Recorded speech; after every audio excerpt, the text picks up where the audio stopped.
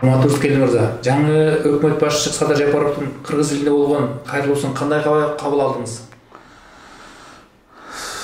Жаңы өкмөт башчы, жаңы өлкө башчысы Садыр Жапаровдун карапайым же болбосо кыргыз элине болгон кайрылуусун карап чыктым, угуп да чыктым. Анын кайрылуусу карапайым калктын кайгыргуусу менен канатташ болгондуктан кадырас эле кабыл алдым.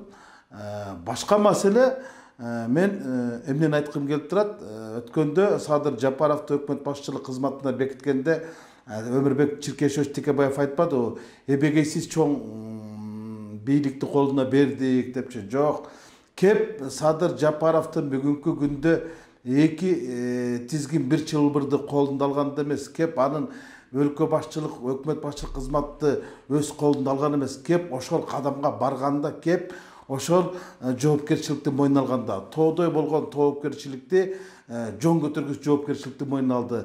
Эми эл мурункудай эки кишиден эмес, бир кишиден гана сурап калат. Эң негизгиси ушундай чечкиндүү кадамга барды Садыр Нургажович. Эми анын эң негизги милдети бул алдыда турган эки шайлоону, парламенттик, президенттик шайлоону калыс өткөрүп бериши керек. Экинчиден кышында элин кыйнабай жазга аман-эсен алып чыгыш керек. Бул өтө оор кырдаалда ушундай кызматты алды да. Бул элдик кылдыбы же эрдик кылдыбы аны алдыдагы убакыт көрсөтөт дегеним. Азыркы күндө бюджетте акча аз, токтогул суу сактагычына суу аз, адамдардын көңүлү пас. Мындайча айтканда оор кырдаалда оор жүктү мойнуна алды. Мына ушундай кадамга өзү барды, өзү каалады, өзү алды. Эми жоопкерчиликти кандай аткарат, аны убакыт бериш керек. Көптөр айтып атпайбы?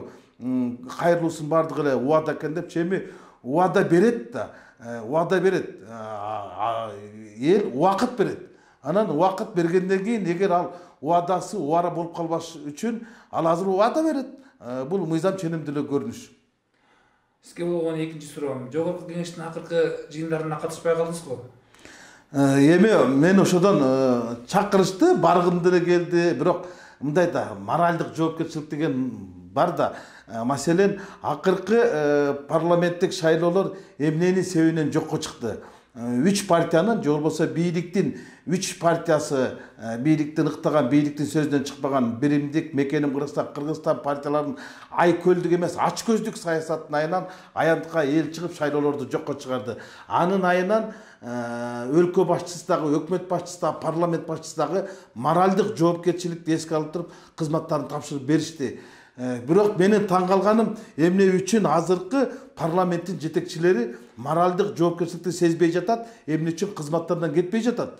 Мага ошол тиешелүү. Айда Касмалиева, Иса Өмүркулов, Канат Кедейканович, Мирлан Бакиров бул төртөө тең ошол 3 партиянын башында, катарында, карамагында шайлоого барды да. Булардын түздөн түз моральдык эмес, түздөн түз күнөөсү бар да. Ошол партиялар элдин добушун сатып алып, элдин эркиндиги менен, элдин эгемендиги менен эң баштык кылып, өз элинин мындай укуктарын тебелеп тепсегенден кийин булар баш тартыш керек болчу да, булар бүгүн кызматтарында калбаш керек. Шайлоолор жокко чыгарылгандан кийин булардын кызматтары да жокко чыгарылып, булар ал жерде отурбаш керек болчу. Эмне үчүн башка адамдар баары кетип ушул 3 адам калып калдылар? Мындай адамдардын ыймансыз, адамдардын мыйзамсыз кадамдарына катышпайын деп, аралашпайын деп турууну туура чечтим.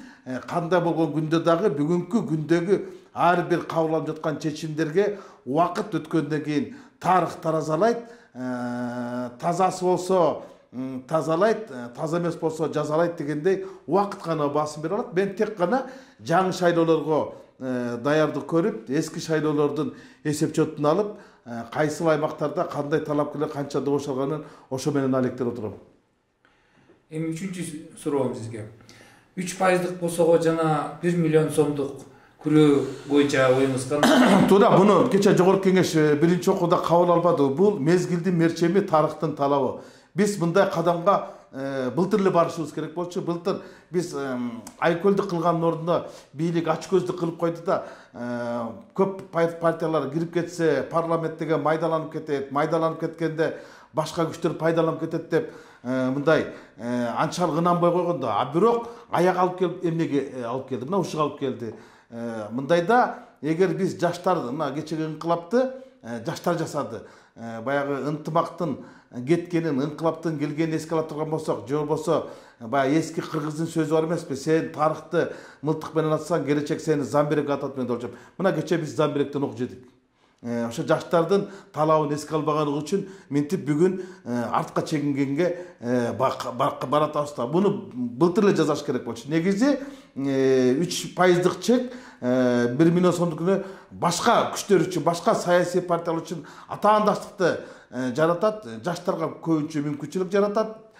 Жаштар өзүнчө эле бир партияга түптөлүп алып, 7 Дубан областтан жана 2 шаардан 7000ден добуш алса, алар парламентке кире алат. Мына ушундай шарт түзүп берилди, жаштарга чоң мүмкүнчүлүк берилди. Муну азыр парламент колдошу керек, президент дагы кол коюшу керек. Бул жаштарга болгон жаңы чакырык.